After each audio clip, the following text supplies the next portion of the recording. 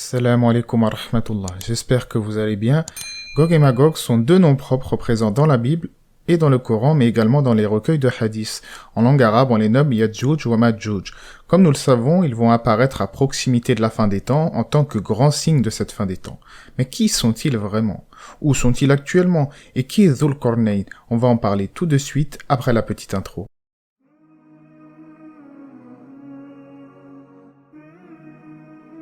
Gog et Magog sont deux tribus d'humains de la descendance d'Adam et d'Ève qui apparaîtront après la descente de Jésus, Isa alayhi salam. Leur apparition fait partie des grands signes de la fin des temps et le prophète les a d'ailleurs décrits dans le hadith comme des gens ayant des larges visages, des petits yeux, et leurs visages seront, si vous voulez, semblables à des boucliers martelés. À l'époque du roi vertueux Dhul Qarnayn, les Gog et Magog semaient le désordre sur terre et causaient du tort à un peuple qui, par la suite, se plaignèrent du coup auprès de Dhul Qarnayn de leur agissement néfaste. Allah dit en ce sens dans le Coran, en citant les propos de Dhul Qarnayn, « Aidez-moi donc avec force et je construirai une barrière entre vous et eux. Apportez-moi des blocs de fer. » Puis lorsqu'il eut comblé l'espace entre les deux montagnes, eh bien, il dit « Soufflez ». Puis, lorsqu'il lui rendu une fournaise, il dit « Apportez-moi du cuivre fondu, que je déverse dessus. » Ainsi, ils ne purent guère escalader, ni l'ébrécher non plus. Il dit « C'est une miséricorde de la part de mon Seigneur, mais lorsque la promesse de mon Seigneur viendra, il le nivellera. Et la promesse de mon Seigneur est vérité. Nous les laisserons ce jour-là déferler comme les flots les uns les autres, et on soufflera dans la trompe, et nous les rassemblerons tous. » Ainsi, Dhul Qarnayn emprisonna donc les Gog et Magog entre ces deux montagnes. Ils referont d'ailleurs surface quand viendra le terme fixé par notre Créateur. Cette barrière se brisera et alors ils seront libérés à grande vitesse et à grand nombre. Ils se mettront à répandre le chaos, le désordre sur terre comme ils l'avaient déjà fait auparavant. Leur existence est relatée dans le Coran et dans la Sunna avec des hadiths qui sont d'ordre mutawatir ainsi que des hadiths authentiques. Celui donc qui renie leur existence s'est donc fortement fourvoyé, il aura mécru, il aura rejeté les textes de l'islam. Quant à l'emplacement exact de la barrière, cette espèce de remblai qui les emprisonne, Allah sait mieux ce qu'il en est. On sait uniquement que cela fut construit entre deux montagnes, comme il est cité dans le Coran. D'ailleurs, certains prétendent aujourd'hui que de nos jours, nous aurions forcément dû découvrir avec les satellites, avec l'avancée technologique, cet endroit s'il existait véritablement.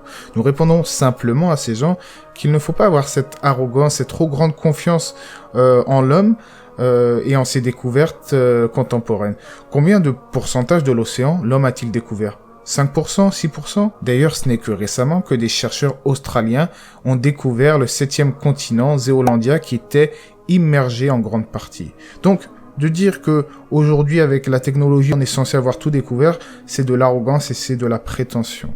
Tout le monde sait qu'aujourd'hui, malgré les satellites, eh bien, il y a toujours des découvertes d'ordre paléontologique, archéologique, partout dans le monde. Chaque jour, il y a toujours des nouvelles découvertes, donc ces arguments sont infondés. De plus, on sait, nous, en tant que musulmans, que Gog et Magog sortiront uniquement lorsque Dieu l'en aura décidé. Il n'y a aucun intérêt, si vous voulez, à effectuer ce genre de recherche, selon moi. Mais bien évidemment, cette barrière existe bel et bien, il n'y a aucun doute là-dessus, comme le rapporte Abu Huraira du prophète alayhi salatu wassalam au sujet de cette barrière. Dans le sens, ils le creusèrent chaque jour et quand ils seront sur le point de percer, leur chef leur dit « Revenez, vous le percerez demain. » Mais Allah va le restaurer aussi dur qu'il était. Il en sera ainsi jusqu'à atteindre leur terme et quand Allah décidera de les envoyer aux gens, eh bien leur chef dira « Revenez, vous le percerez demain, si Allah le veut, émettant une réserve. » Ainsi ils reviendront et le trouveront dans l'état qu'ils l'avaient laissé. Ils le perceront donc et se manifesteront aux gens, ils assécheront les points d'eau et les gens les fuiront. Quant à ceux qui avancent que Gog et Magog sont déjà sortis, donc ça c'est des musulmans souvent qui disent ça, que Gog et Magog seraient déjà sortis, qu'il s'agirait des Tatars du 7e siècle égyrien ou d'autres propos similaires, eh bien nous réfutons cela en disant que les hadiths authentiques prouvent que leur sortie aura lieu après la descente de Isa alayhi salam qui invoquera d'ailleurs Allah contre eux et Allah les réduira ainsi à néant, soulageant par la même occasion la terre et les habitants de leurs méfaits. Voilà le moins que l'on puisse dire sur les Gog et Magog et Dhul Qarnayn. J'espère que cela vous aura été bénéfique. J'essaie de condenser, de pas faire une vidéo trop longue. N'hésitez pas à aimer la vidéo, à vous abonner. Allah c'est mieux et que la paix et les bénédictions d'Allah soient sur le prophète, sa famille et ses compagnons.